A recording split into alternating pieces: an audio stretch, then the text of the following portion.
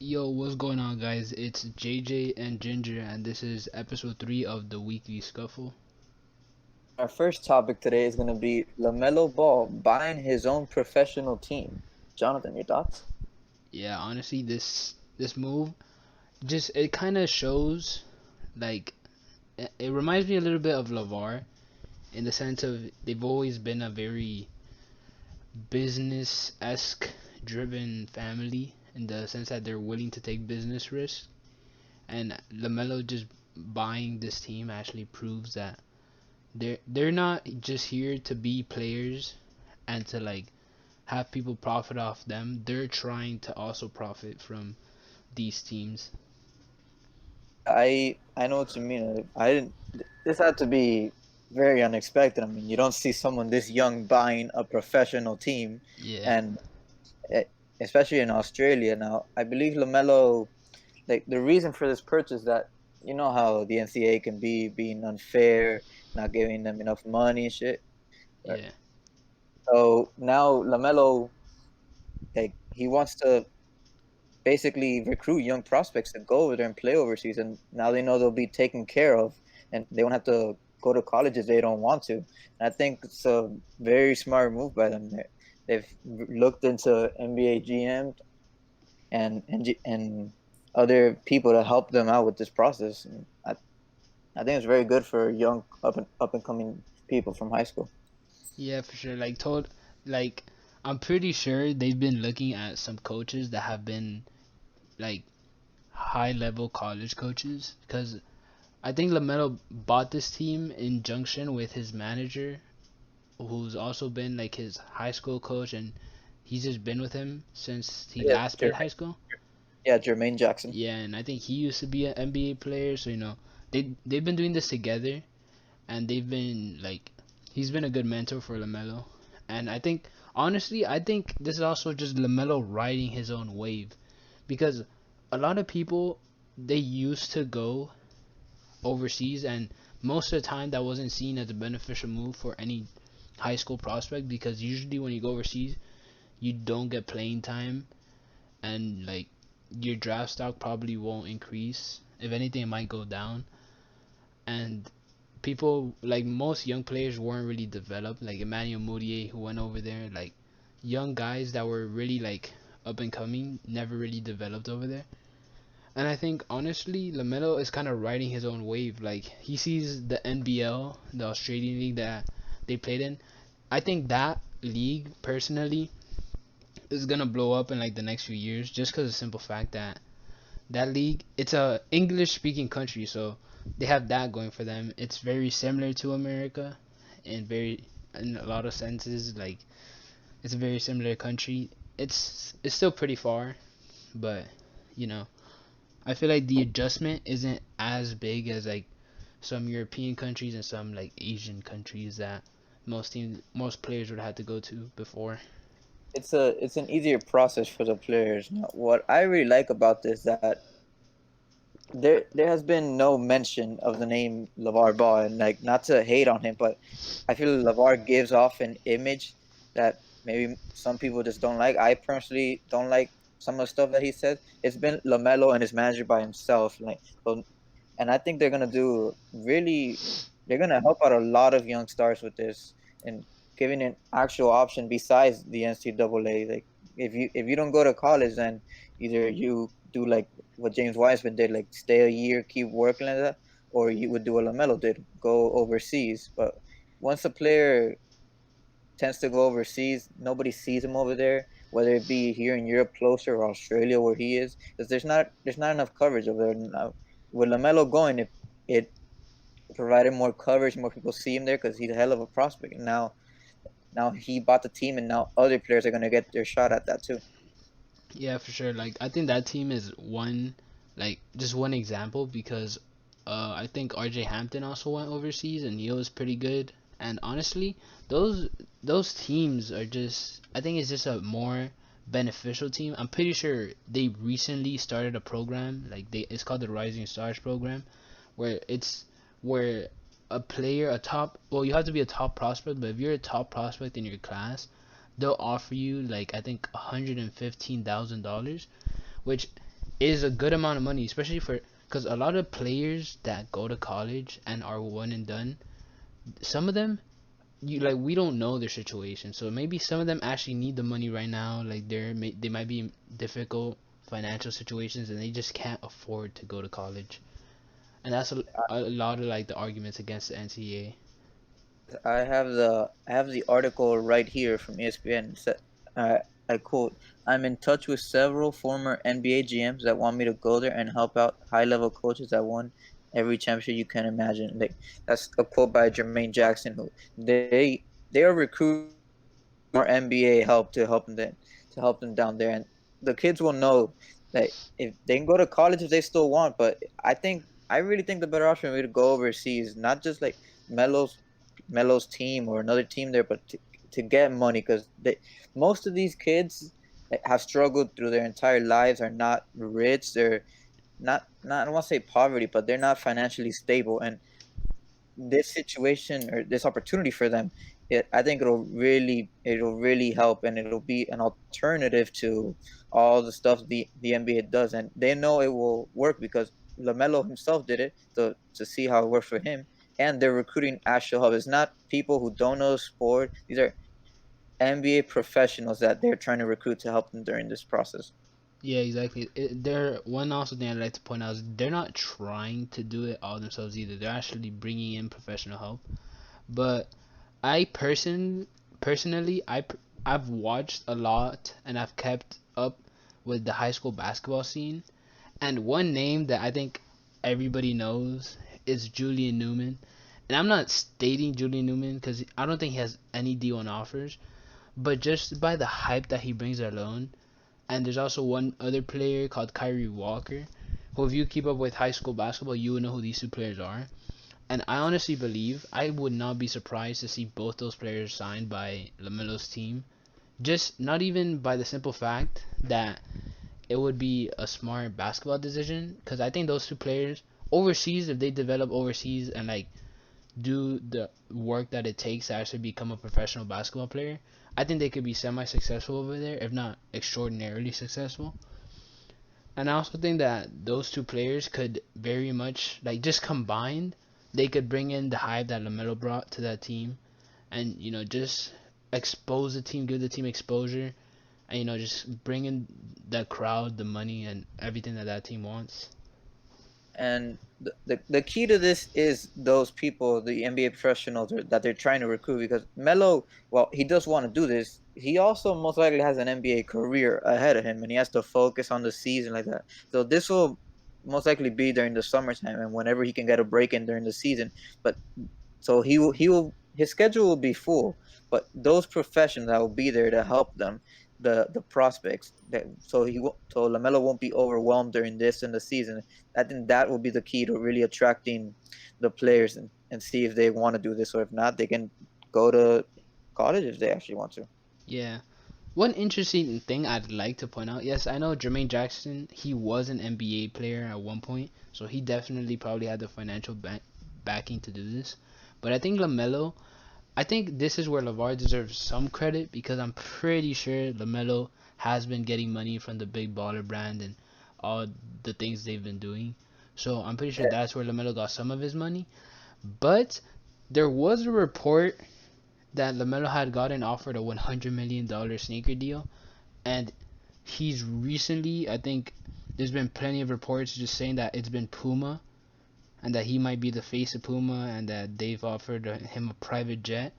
And if that's the case and he bought this team, there's a high chance that he might have already accepted the offer. I don't think it's confirmed or anything, but there could be a high chance that he has already accepted this offer. And yeah, like a shoe company like Puma having Lamelo on their squad could very much be like what Steph Curry is to Under Armour, just because of the brand that he brings.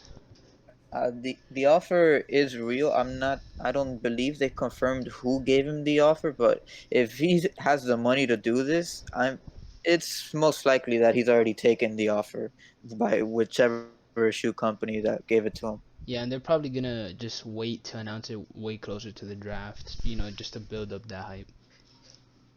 Now, moving on to the next topic. we did a list of NFL free agency recap winners, like who we believe won free agency. Would you like to start us off, Jonathan? Yes, well, my first pick is going to be the Miami Dolphins. How how did I know? Because that's also my first pick. I mean, I guess I would like to explain some of these picks. Alright, go ahead. I First of all, Byron Jones, his addition, I love that addition because personally, I think that Byron Jones and Xavier Howard together are gonna just be shut down when it comes to corners. Like it's gonna be almost impossible to throw on this Miami Dolphins team. I also see one of the moves that I like that I want to talk about personally is the Eric Flowers move because I feel like a lot of people give him that bust label because he was a bust at left tackle. But if you look at his grades, because last year he played guard, the Dolphins signed him to play guard.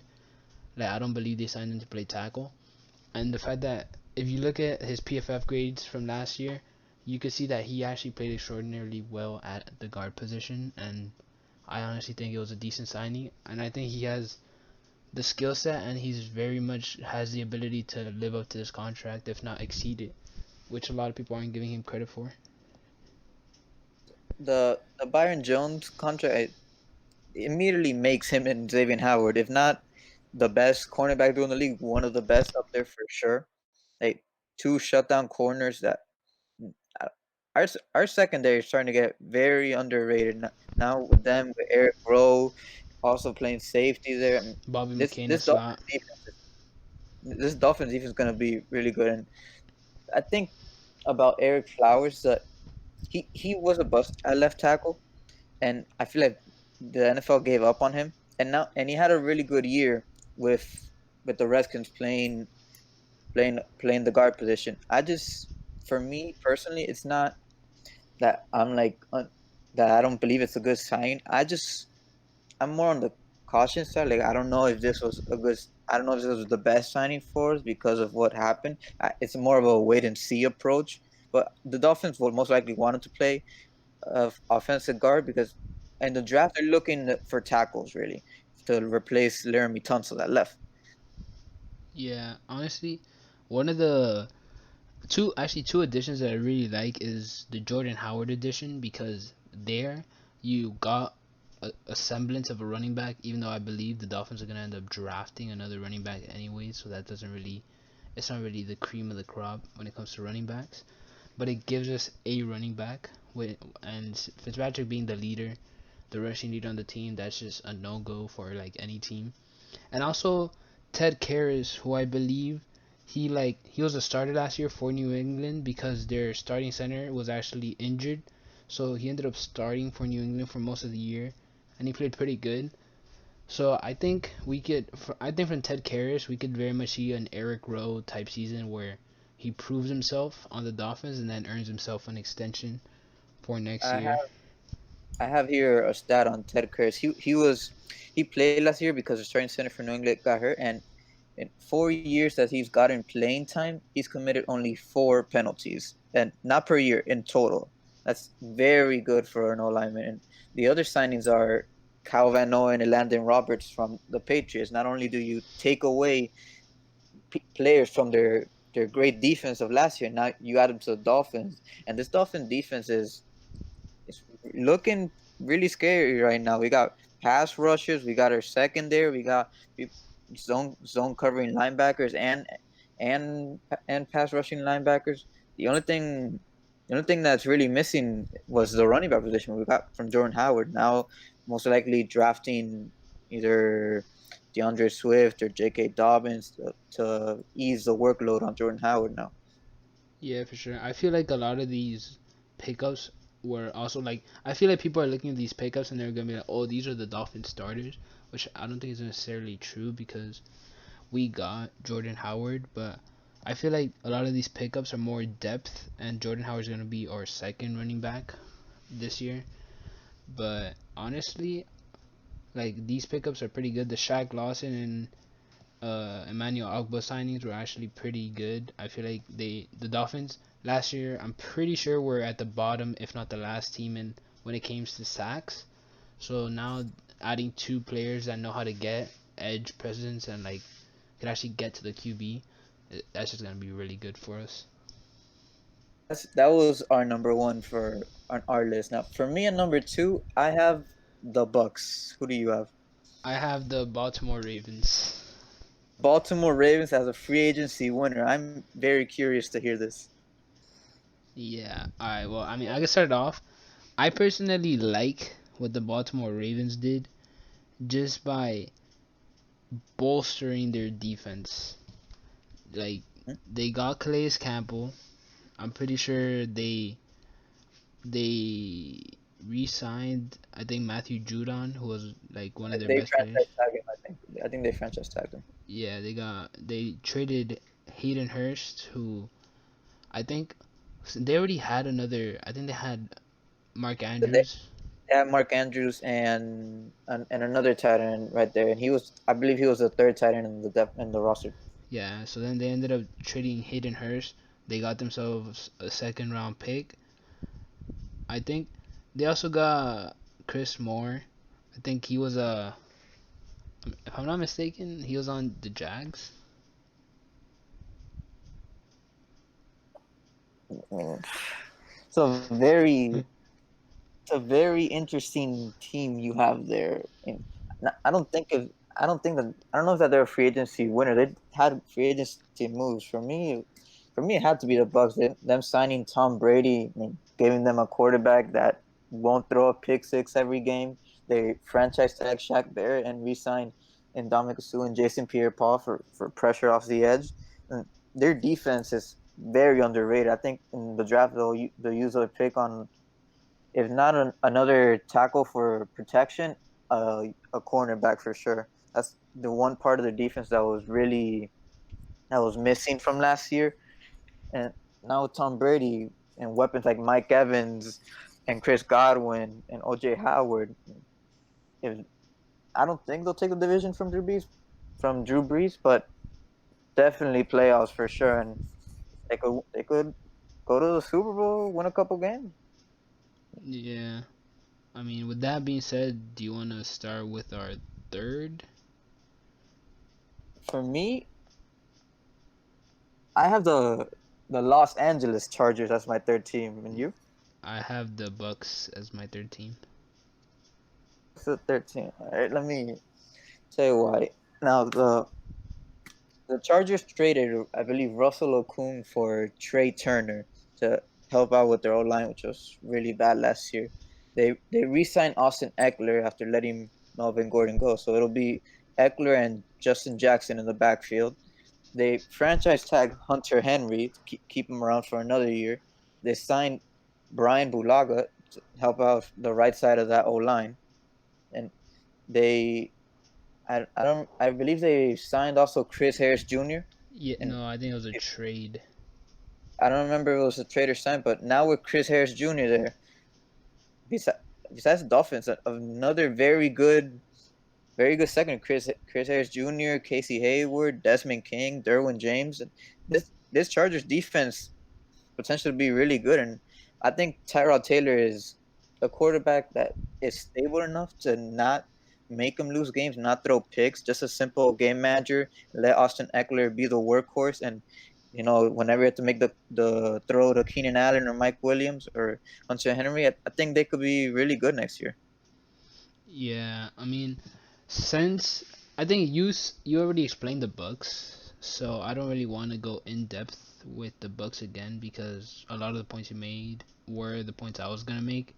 So I mean, one team I'd like to point out was the Philadelphia Eagles because they actually ended up getting Darius Slay, who honestly with the just how horrible their like their corners were last year, I think Darius Slay on that Just team is just gonna be amazing for them. To be fair, and that's just gonna help them out that much more. and I think they have a really good shot next year because Yeah, that most of their problems division. came from injuries.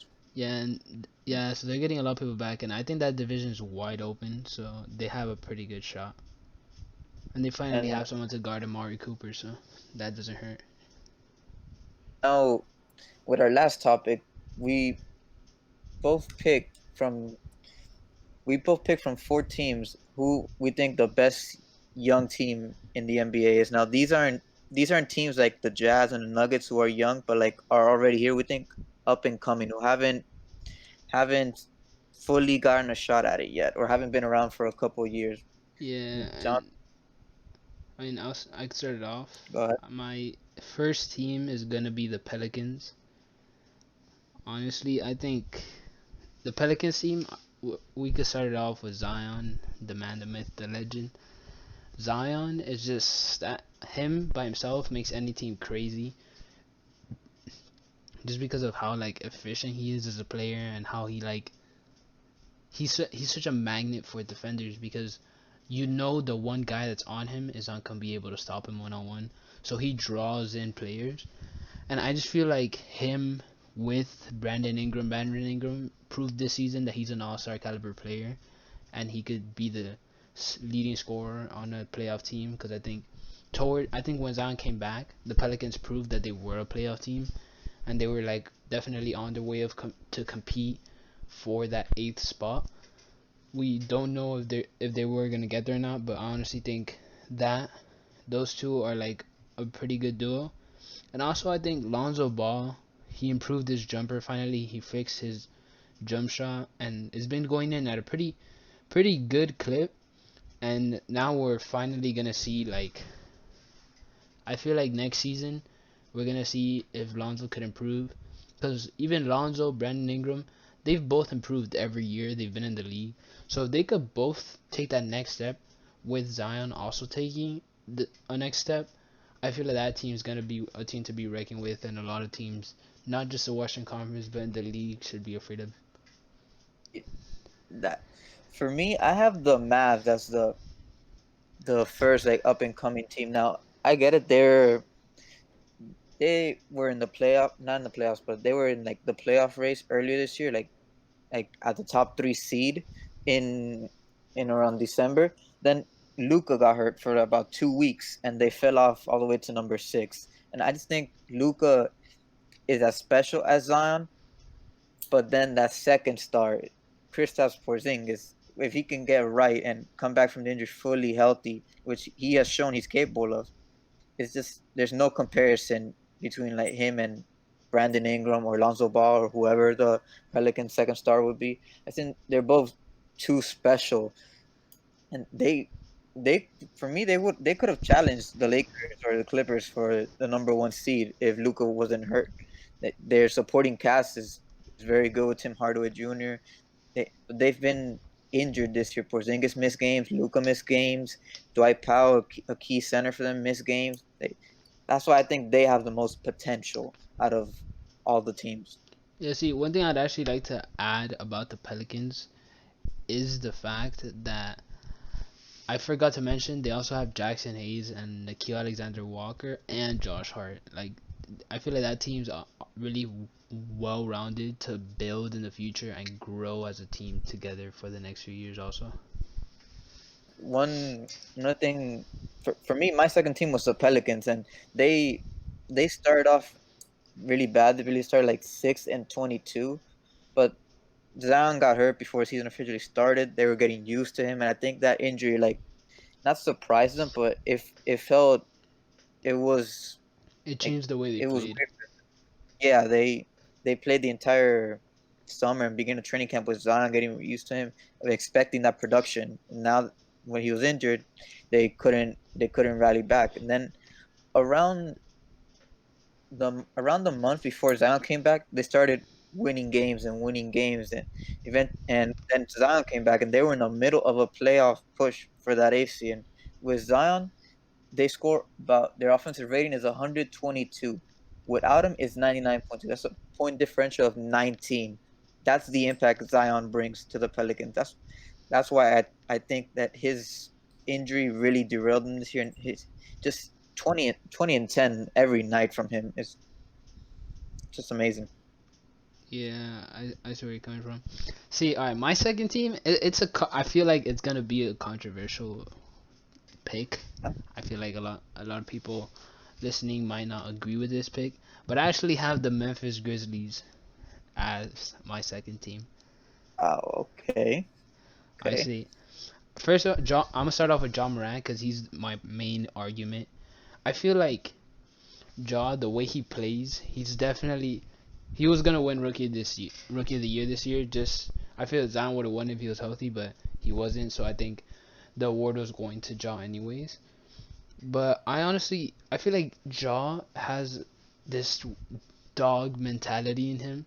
So I feel like honestly, he's gonna be an MVP at some point. I see that in him. And one player I really like on this team is also Jaren Jackson Jr. I love like his versatility and just his improvement this year alone. I think he went from shooting two threes to six threes, and his 3 point percentage improved from a 34 to a 39, and that's just 1 year. And I think Jaren Jackson Jr. He was a very raw prospect coming in. Everybody knew he had the tools, but he's definitely been improving as his career has progressed. And honestly, I just like how this team is constructed. Like they have Dylan Brooks, they have Valanciunas, they have off the bench they have Tyus Jones, Grayson Allen. They added Winslow, who they still haven't like been able to play, and they also have DeAnthony Melton coming off the bench. I just like the way this team plays. They're coached well. They were the eighth seed, and just this whole team is young, and the fact that they were in the eighth seed, and I don't think anyone saw them coming, shows how good this team can be. And they're being led by John Morant, who's a first year point guard, and I feel like once that year two kicks in, he's gonna have a Luka Trey Young s second year, and that's when people are gonna have to take the Grizzlies seriously. Oh, you were right. Most people would not agree, and I I'm really surprised by this pick. I don't agree. For me, it was Mavs first, but like I said, no, my third team is the Hawks, meaning the Grizzlies are my fourth. I don't have them. I think the Mavs, Pelicans, or Hawks are all better than them. I just don't like John Moran is special and Jaren Jackson Jr. is also good, but the team around them for me is what concerns me. Like Dylan Brooks is a nice player, and Brandon Clark this year has been a steal in the draft. I just don't like see the pieces like fitting together better than they already have. They went 500 and their team was relatively healthy compared to others for the most part. So the only way I see improvement is if Morant and Jackson. That's why I like this team just by the simple fact that they're all young and I see them all improving together. That's why I have the Mavs at third and the Hawks at fourth. And the reason I have those two like that is because I feel the Mavs as a team already hit their peak just by the simple fact that a lot of their role players are already in their prime or starting to pass their prime. And there's also the Hawks, which honestly, the Clint Capella trade, I just personally don't like it. I feel like John Collins isn't gonna work well with him. I feel like they needed more of a 3 point shooting big, and I just like the way this team's constructed.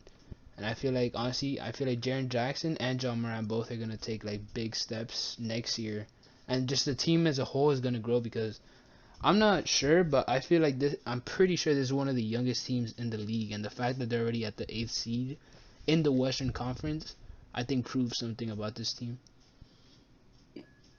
That's the thing for me. I think their floor is very high, but I don't know how much farther they can go unless. I mean, I believe John Morant will take a big step next year, same as Jaren Jackson Jr. But I don't think the rest of the team has like has that much like potential around them. Like I think it's a good fit for them. I just don't see them getting any better. That's why I for mean, me they're four. Go go. no, yeah, that's why I picked this team because I honestly feel like they're all young. Like most of this team, most of the role players are young, so I just expect improvement from basically everybody that's on this roster. Like I think Valanciunas might be the oldest player on this team, and he's 27, just entering his prime. And he's not a bad player to have on the team, just by the simple fact that he knows how to win games. He's been in multiple playoff series, and that's not a bad player to have. Justice Winslow has also been in playoff series. We haven't even seen him, been integrated. Like he's like when they traded for him, I don't think he played a game, and I feel like once he does play games for them, he's also gonna make them a more versatile team. I just think that the team as a whole can grow together with Ja and Jaren Jackson. And I feel like a lot of people sleep on Jaren Jackson just by the simple fact that his 3-point shot as a big man and him as a defender.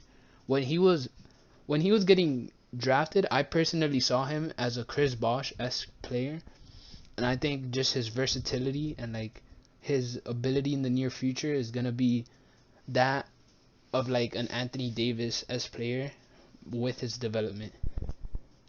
I I like I like the Hawks better than the Grizzlies. I think Trey Young is is as special as John Moran, if not better. They have John Collins, who was suspended for 25 games this year, and then that basically ended the season for them. They went, I think, like 3-21 or 3-22 without him. So no, almost no chance at going back to the playoffs. And since he came back, they've been playing around 500. So if that suspension didn't happen, they would have been around the same area as the Grizzlies. I just think with now I get the Clint Capella thing. He maybe wasn't the best trade for, but I I mean, still think he fit them very nicely.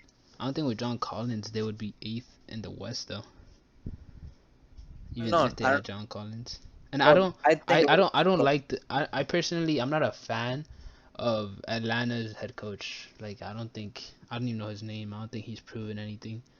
I believe it's Lloyd Pierce. Yeah, like He well, yeah, go ahead. remember this team went from 60 wins in 2015 with like four All Stars to now this, and he's led them for I believe this is like his second or third year with the Hawks, and they have some very nice pieces with John Collins. They have Kevin Herter, a sharpshooter. They drafted Cam Reddish and DeAndre Hunter.